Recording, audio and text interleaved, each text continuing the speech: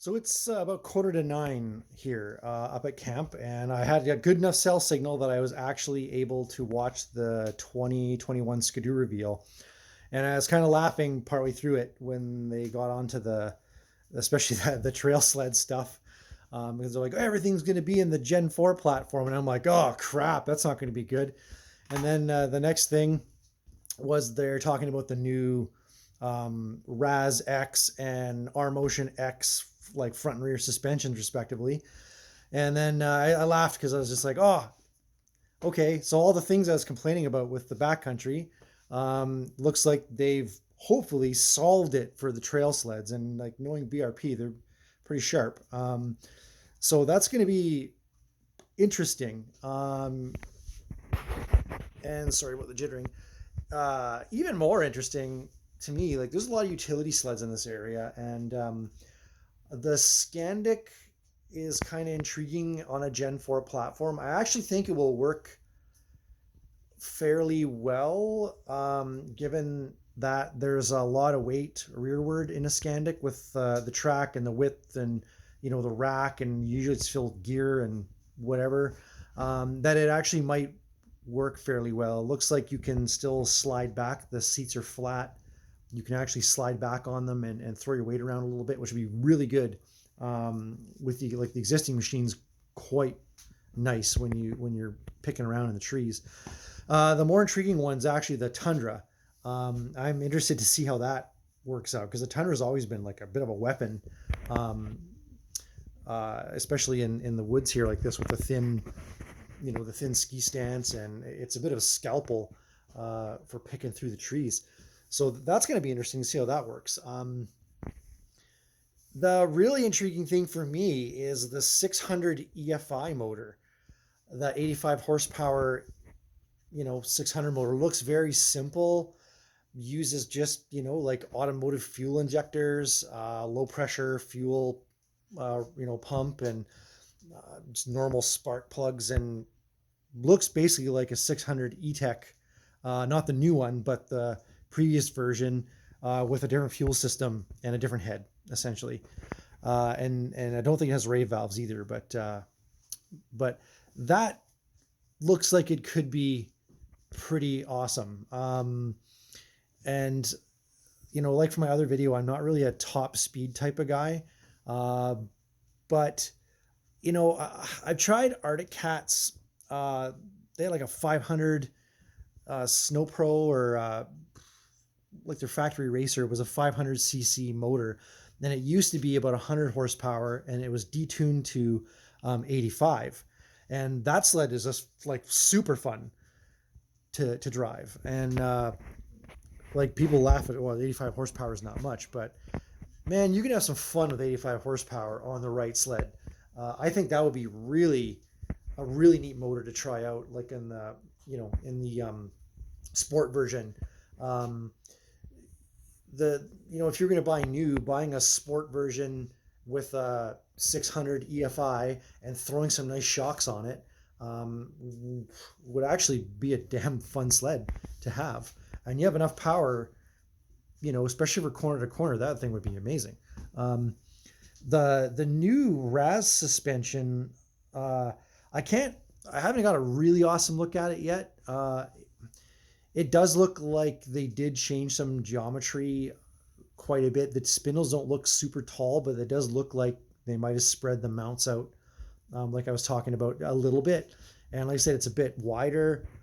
It does look like they did rake the suspension mounting points back a bit, but just based on the photos, like I'd actually have to get up close and take a look and really compare it.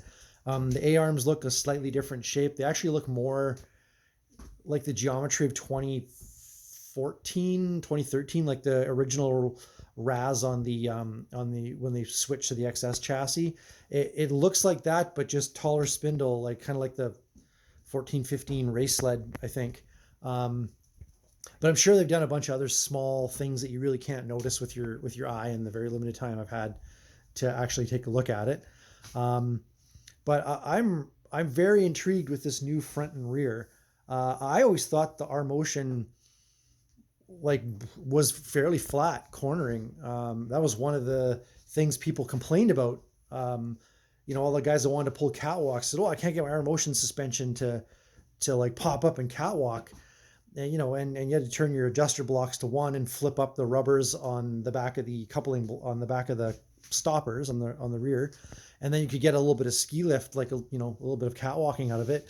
Um, but that's not what it's for. The RAS or the R motion was about flat cornering and bump absorption, and like giving you an awesome ride over some rough cross country terrain. Um, this new one, like, kind of looks to me, it's almost the R motion X is to like flatland riding what the T motion is to mountain riding. It just looks like it's going to be a weapon on the trail. Like, look at the length of that front arm. It's just like, it's very long. And that front to rear weight transfer adjustment looks pretty neat. It's kind of reminds me a little bit of the like ACM unit on the old like SC10 suspension that didn't really like same idea or trying to do the same thing, but just the SC10 and ACM was a very bad execution of that. You can't even compare those suspensions. It's like these sleds are rocket ships now. Driving the old F3 is like sitting on a Saturn V and lighting it with a match behind you, versus these sleds, which is like, Starship Enterprise. It's just amazing how the technology's come along and how capable the sleds are. They didn't really talk about it too much, and they should have, is the new gauge package. That's the one thing I hear from people, is that, oh, Skidoo's gauge package sucks, and like Polaris has the best gauges and blah blah blah. And I like simple gauges. I like the old, like what the XS chassis had and their premium gauge. I still think it's a really nice gauge. I like dials. I don't like freaking screens because they freeze up in the cold weather, and if something goes wrong with them, it's just a lot of money and something else to break.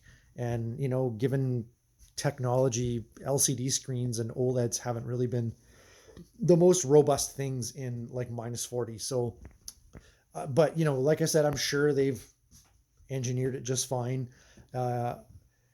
It's a lot better than the Casio watch display that the 2020s have. It's kind of weird, like, a $20,000 Canadian sled sitting outside that has, I have a better display on my watch than that thing does for its speedometer and everything. It's just like really funny that's what was on there. It's just, I'm glad they're moving away from it. And this new gauge looks like they crammed a lot of data into it, and it looks pretty like something that was on the three-wheelers, the reverse trikes that they have. That looks really cool as far as a digital gauge goes, and it looks like you'll be able to customize it quite heavily. So now nobody can complain about the gauges, and it looks like BRP came along and kind of was like, yeah, Polaris, that your PID gauge is that's a good effort, but we'll show you how it's done. Like this is how it's done. So yeah, really cool. Like just kind of mind blowing, all the stuff that they're doing. I knew the 850 turbo was not going to be in flatland sleds. Like, I don't know what people are thinking about, oh, they should just put that in a flatland MXZ. It's just like, no, I stand by my statement that if you need more power on groomed trails, man, there's something wrong with how you ride. If you need more power, like, there is more power than any human's capable of actually handling competently there.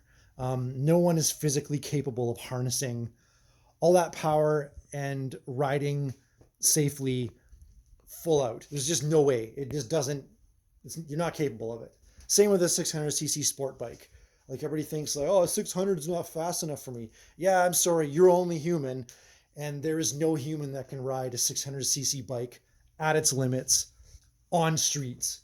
So same deal with like, I don't know why they bother tuning sidewinders for 320 horsepower on trails. It's just, to me, okay, this is just my opinion. It's my opinion. If you disagree, totally fine. I have strong opinions. It's okay. If you disagree, all good. All good. We can agree to disagree, and that's fine. But 320 horsepower sidewinders, like I don't even know how they keep belts on the thing. I don't know how they just don't crap tracks out the back when you hammer them. There's no there's no need for that on a trail or even a lake. Like drag racing, okay, fine, sanctioned drag racing, go for it. Like tune the crap out of them. But on the trail, yeah, they're just widow makers. You're just gonna hurt yourself because just people lie to themselves about what they're capable of doing and how much they think they can handle. And a lot of people get their egos get the best of them, and they think they need that because their friends got 200 horsepower, they need 250, and then it's just a vicious cycle. um, I would be very happy with 85 horsepower, that little 600 motor, and I could drive that quite well and quite quickly. um, and it's so much more fun driving a slow sled fast than it is trying to drive a fast sled like slow. Like that 850 is a perfect example. Like it is so hard to drive that thing down. Like our trails, 40 clicks an hour down a lot of the trails is like breakneck speed. If you meet another local going 40 clicks an hour down the trail, they're gonna knock your head off because it's unsafe with how many twists and turns and blind corners and blind hills there are, and it's single track. So you're gonna you have to put it in the bush. But man, oh man, yeah, driving that 850 and having to constantly, like it's like a horse, you're constantly pulling on the reins because it just wants to just take off.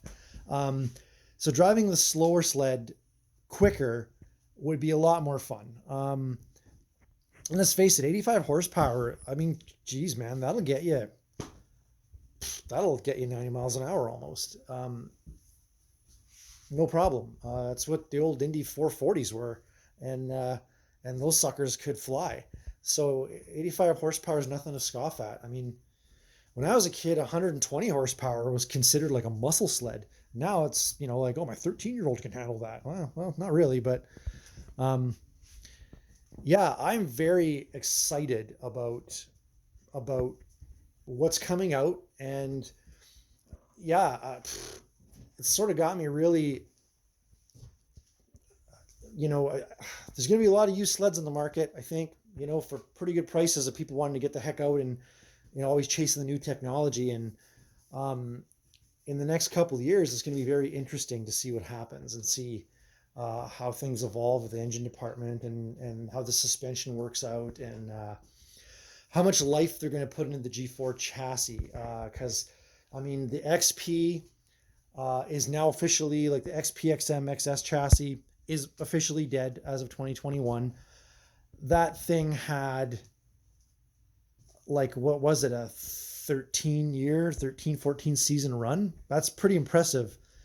And still an awesome chassis, like when it's set up correctly. And, it is still a killer chassis. So if they can keep the G4 that long and constantly refine it, and evolve it to the point where you can stretch it out for 10 years, that's going to be pretty awesome. And a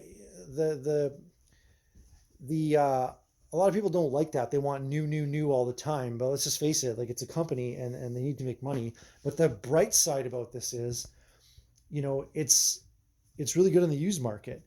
If you buy one of these used sleds, there's going to be parts for 30 bloody years, because, like, how many XP chassis are out there? There's tons. You can buy parts like everywhere for an XP chassis, like for cheap, because it's just, the market's flooded. So the longer the G4 chassis stays, the longer BRP builds new parts for them. And you've got a lot of longevity with the motors, with the chassis parts, a lot of easy repairs, a lot of like easy to find small bits and pieces that are, for a guy like me building an when I built an F chassis, like trying to find parts for those things is getting to be really tough. But now, like you jump into an XP chassis and you want to soup it up, go on eBay. You can find anything. You can find anything. So if that same thing holds true for the G4, that's going to be pretty sweet for guys like me who like to buy used and make a project out of them.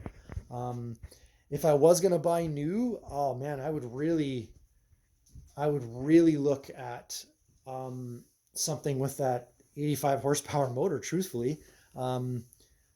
Yeah, and I'm really interested to see how the suspension works out on the trail. And hopefully BRP solved what I think are the biggest issues of the G4 chassis. And not just from my experience on the XRS, but from a lot of people that have commented and, on Do Talk and on Facebook and, social media about the handling quirks of the G4. So hopefully that solves it. And if it does, that's going to be awesome. Then I will fully retract my statements if that's the case.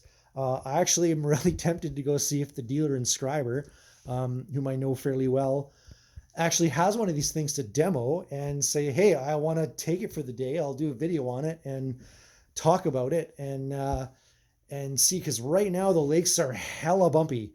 The wind's been just tearing down like north-south. There's drifts everywhere. And stutter bumps and all kinds of stuff. So it'd be really neat to really just come up to camp and back and really test it out and see if the suspension is how they say. If I can do that, I will definitely post another video about it.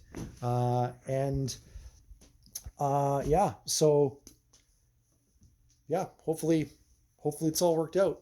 And that's just my take on this, on the release from my perspective.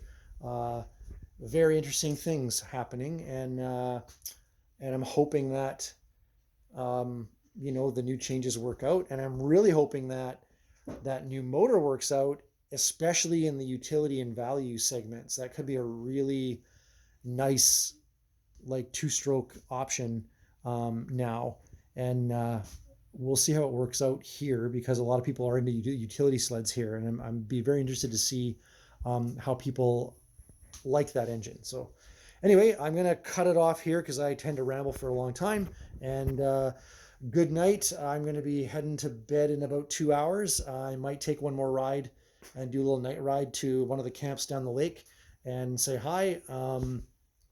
But awesome reveal for 2021. I'm pretty excited about it. Okay, have a good night.